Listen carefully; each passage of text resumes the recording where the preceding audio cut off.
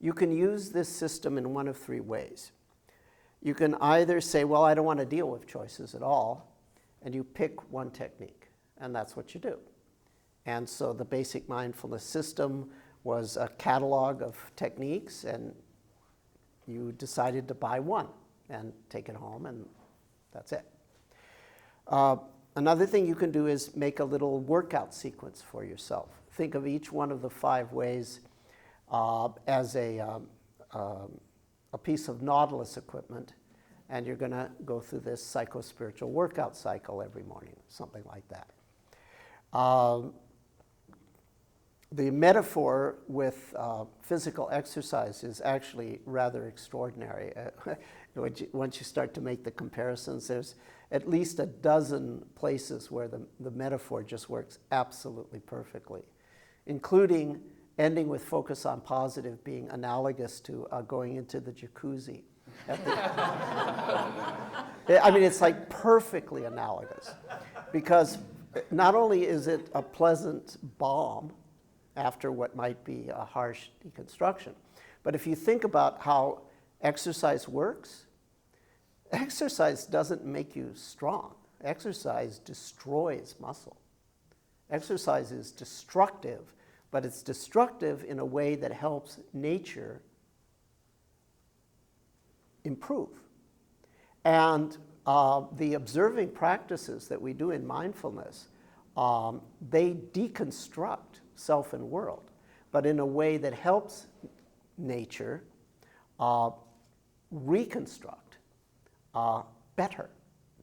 One of the things that helps the muscles rebuild in a good direction at the end is to go into the whirlpool.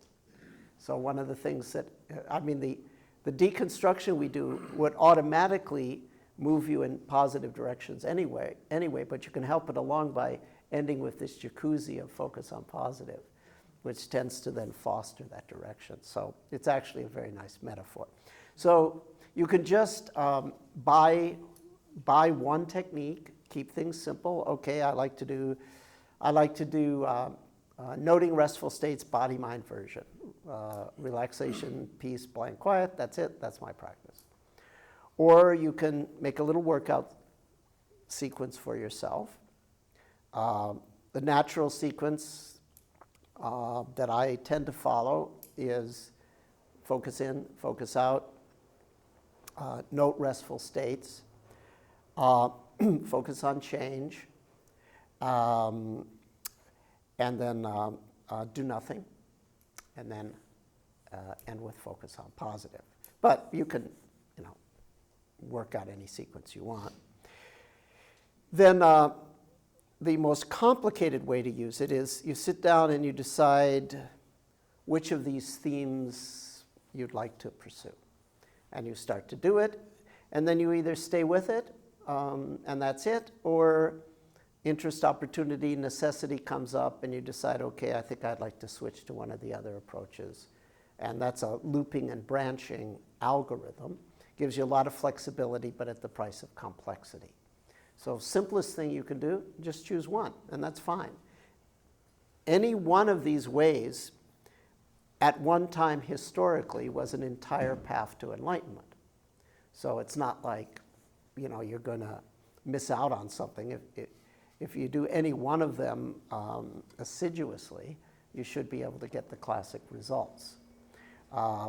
Or, want to be a little more elaborate, then let's hit all the psycho-spiritual muscle groups, and you have this little workout routine.